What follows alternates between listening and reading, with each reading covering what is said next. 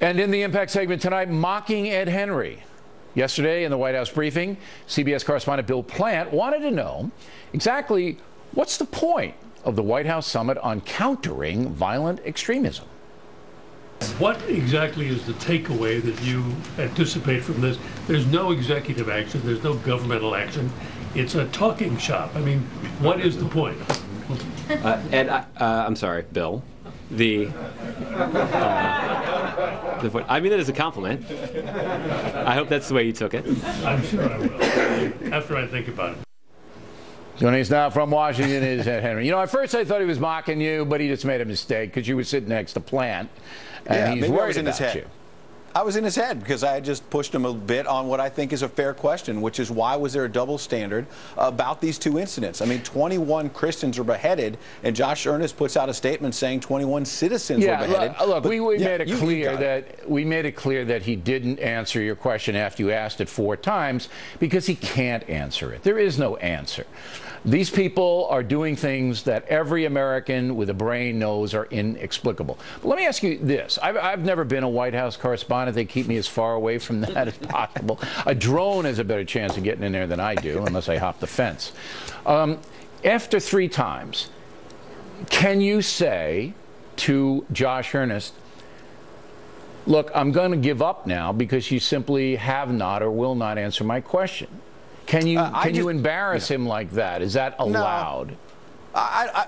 It's allowed, but I think it's a mistake just because, I mean, look, he knew I was going to come at him on some of this. He was respectful enough of me to take those questions. I think to take a cheap shot at him and say, you're not answering. Why would that be a cheap shot, though? He didn't answer. He wouldn't answer. He couldn't answer. Right. Right, but I think what you do on your own is, after you ask it 3 or 4 times, the question's not going to be answered. At some point, it becomes badgering if you're asking the same thing over and again. I agree with that. But for the record, is it wrong for the record for a correspondent, not just you, just to say, you know, I'm sorry, Josh, but I got to go back to my news agency and report that you're not answering the question? It's probably case by case. I think there are some occasions where maybe for the record you should say, I feel like you haven't answered it, but I'll move on. I think sometimes because of the sometimes prickly relationship perhaps with this White House and this channel, I try to move on to be as respectful as possible. And I think you're smart in doing that. You don't want to give them any bait. I mean, we're already having Eric Holder telling us we're the problem and all of this nonsense. But that perception's not going to change. All right, you heard my brilliantly crafted talking points memo. Brilliant. But I want to know from your perspective if I am being unfair to President Obama or overstating anything.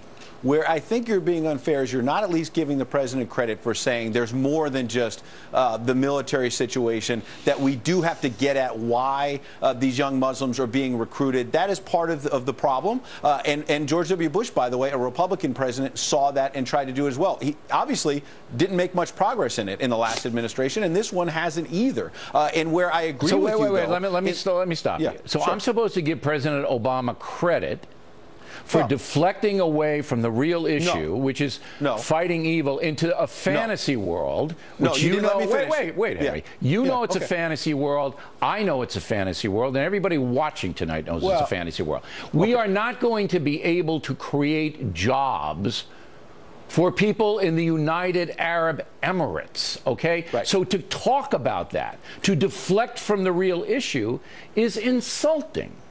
My next sentence was going to be, where you are absolutely right, is that the emphasis is off, in the sense that I believe if you had been on Mars the last couple of weeks and then got a ticket to this White House summit, you would think that the crisis we're facing right now, because of the president's emphasis, is that Muslims are being discriminated against. That seemed odd and off-key. Well, instead, the crisis is that people are being beheaded, specifically Christians and Jews. So I agree with you on that. That was my next sentence. Wait, I got to get to the 2 agencies now. In this summit meeting in Washington this week, there were 2 organizations that some believe are pro-jihad. The first one is the Islamic Society of Boston. What is that?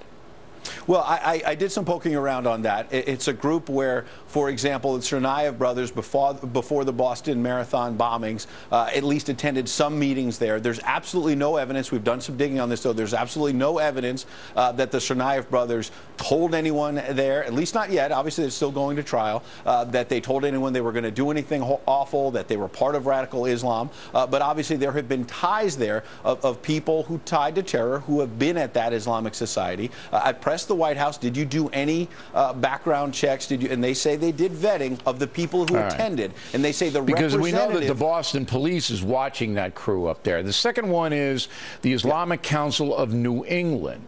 Is that a pro-jihadist crew? I think that would be a bit strong. I think we've found at least one example, and the Clarion Project is a group that's been doing a lot of digging on this, and they found a very hateful, anti-Israel, anti-Jewish speech given by an Islamic leader back in 2011 at this council, and have cited that to say, look, this is a radical group. However, as I've talked to people around the administration, they suggest, look, this might have been a one-off. There's no evidence that that person who gave that hateful speech, it was awful, it was wrong, but it doesn't mean that that person spoke at that group every week or is the leader of that Islamic Society of New England. And by the way, the person representing the Islamic Society of New England was not that same person who gave that hateful speech. So they believe inside the White House that moderate Muslim leaders attended this summit. That's fair. We appreciate it, Ed, as always. Thank you. Directly ahead, some religious leaders are pacifists, peacemakers. How would they confront the ISIS evil? Then later, Myrny Goldberg on how the media is covering the jihad. Is it an important story on the network nightly news? Upcoming.